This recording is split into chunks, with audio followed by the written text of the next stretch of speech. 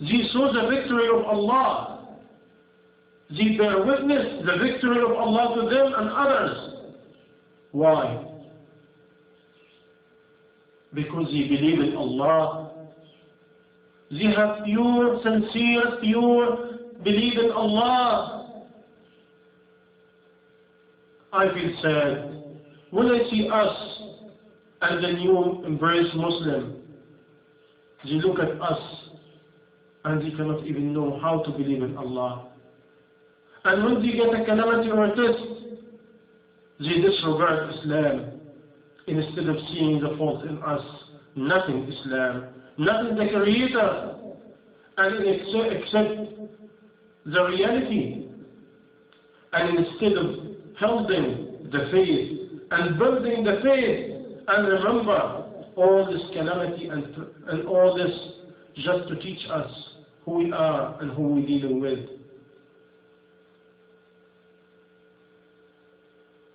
My dear brother and sister in Islam, do we understand what Allah has been written for us? Do we know what does paradise look like? If you look in the earth and you find the beauty all over, you have beautiful places in the earth, unbelievable beauty. In the mountain, in the desert, in the sea, in the Caribbean, in Japan, in Europe, in Africa, you name it. Beauty, ultimate beauty by the will of Allah. And Allah subhanahu wa ta'ala, He tells us, this earth and what it contains is not worth even for Allah to look at it from the time He created. And He promised us the minimum, the last person go to paradise, he will receive 10 times greater than the whole earth and what it contains. He will receive palaces better than any palaces exist in earth. The size of Adam alayhi salam, 60 dhira in the air, approximately 180 feet tall. Allah subhanahu wa ta'ala will give us the beauty of Yusuf alayhi salam. Joseph was very pretty. The age of Isa alayhi salam, 33 years.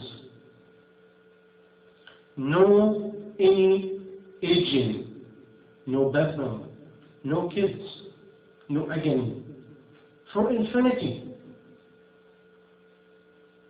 In some report, to have intercourse and to have any kind of pleasure, it will be minimum of 75 years continuous pleasure. Continuous pleasure of 75 years of our time.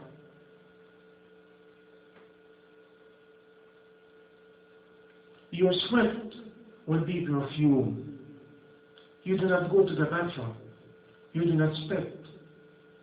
You do not have a bad saliva or a bad smell of your mouth. You do not have cold and flu. You do not have to go to work. This is the place of work. This is our farmland. The one will give us the product and the crops. Our crops is Jannah, is paradise. Unless we believe and calculate where we're going, we will have a big problem. Because this is the quality of the believer. Allah subhanahu wa ta'ala prescribed it in Quran in many places, the one they believe of the unseen. And one of the unseen is the promise of Allah. Allah promised in Quran, and Allah says the truth. Verily Allah says the truth. And no one will keep his promise than Allah subhanahu wa ta'ala. This is faith. This is what we're working for, to please Allah, to gain the mercy of Allah, to get closer to Allah, and to wait for the promise of Allah subhanahu wa ta'ala with patience and contentment. And Allah subhanahu wa ta'ala gave us many stories in Quran. This story, not to just read it and that's it, to learn from it. Look at Ayyub alayhi salam. Ayyub alayhi salam is the one who was sick. And he has sickness. In some report, he was sick, ill. He cannot eat, drink, he cannot sleep, he cannot do anything for over 18 years. And when his wife used to say to him, "Oh Ayyub, ask Allah to cure you," he said, "How I ask Allah to cure me? And He gave me over 40 years of goodness. I cannot be patient when He give me some calamity. I cannot ask Him for cure. I cannot." And she knew he's a prophet. If he asked, Allah will give him. But he was shy, even to ask Allah to cure her. And in some report, when people was complaining about him, he was a sinner, and this why Allah gave him the calamity, he called Allah, and in the same day, Allah cured him. But after being patient for 18 years with no complaint. This Ayyub alayhi salam. In one report, Ayyub alayhi salam, one time, his wife was working in a rich family to get the money to feed him and feed herself. Because he cannot move, he cannot do anything. Even nobody can even look at him. He was so ugly from the disease, inside, outside, and his wife is patient with him. Where we are. And one day, the wife came with a piece of bread, and he's ready to eat it. And before he eat it, he asked her, "Where do you bring the piece of bread from?" She said, "I was working for this rich family, and one of my duty to take care about their infant and babies. And one of the baby boy, he has a piece of bread in his hand, and he slept. And after I slept, I take the piece of bread and I came." He said, "I cannot eat it. Go, please, give it to the boy before he wake up." And he cried, and I would one baby cry. She ran to the family, and she asked, "Please, let me put this piece of bread back in the hand of the boy." And by the time she reached the boy was ready to wake up and looking for his piece of bread. And she gave it to him, and she thanked Allah. The woman obedience to her husband. The husband fear Allah from getting something that does not belong to him. And he fears the baby will wake up and find the piece of bread not in his hand. The family is rich. He can give him hundreds of pieces of bread. But look at the teaching. He's hungry. He needs it. But he will not do it. Look at the manner in the middle of calamity. Yusuf alayhi salam, Joseph. Why Allah subhanahu wa ta'ala describes the story of Joseph alayhi salam in Quran? Because it has a lot of story, a lot of benefit to us. This young man, from his childhood, he'd been through all the calamity you imagine. When he was a very young boy, all his brothers were jealous of him because his father loved him, Yaqub alayhi salam. And jealousy and hate is a calamity by itself. It makes your life miserable. Not even that, they plot and plan against him. And his own brother throw him in the darkness of a well. If you ever see an old-fashioned well, and when somebody throw you down, and you do not know if an animal will eat you, your snake will come and bite you and finish you, or you'll be drowned in the darkness of the well. We call it another tribulation. When he been tested by being in the darkness of the unseen and unknown, and he stood fast with Allah subhanahu wa ta'ala. After that, the third calamity, when people come in and take him as a slave, from a son of a prophet to being a slave for people to buy him and sell him with a small amount of money. And after that, another calamity, number 4. When he grew up in a rich family and he was very pretty, And when he became a young youth, the woman wanted to use him for herself and make him want to commit adultery. And he refused for Allah, for his faith. And number 5, when he refused, they tell him, we will put you in jail, and we plot plan against you, and we make the ruler put you in jail. And they put him in jail.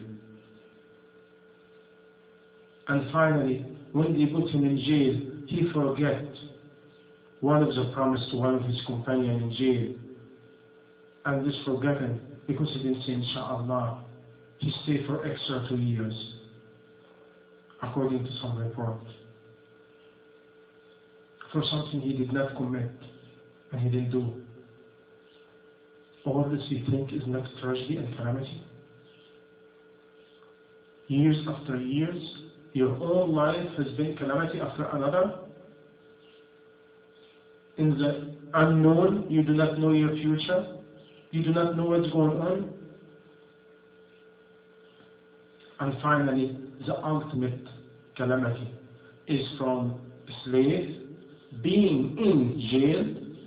Allah gives him the knowledge of interpretation of a dream. And he interpreted the dream of the king.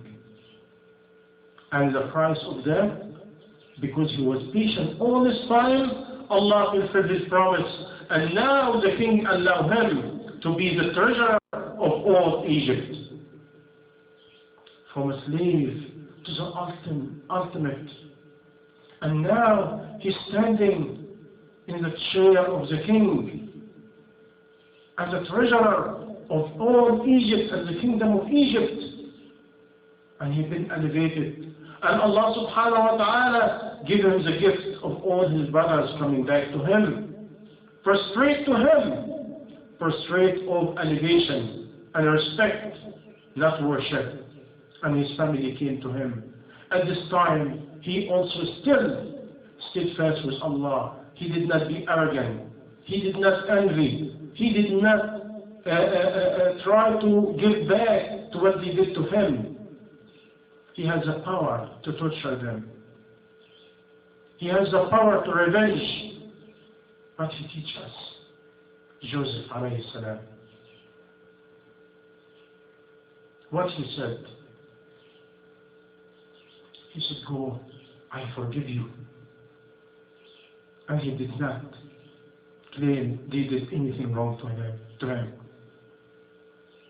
This is the quality of a prophet.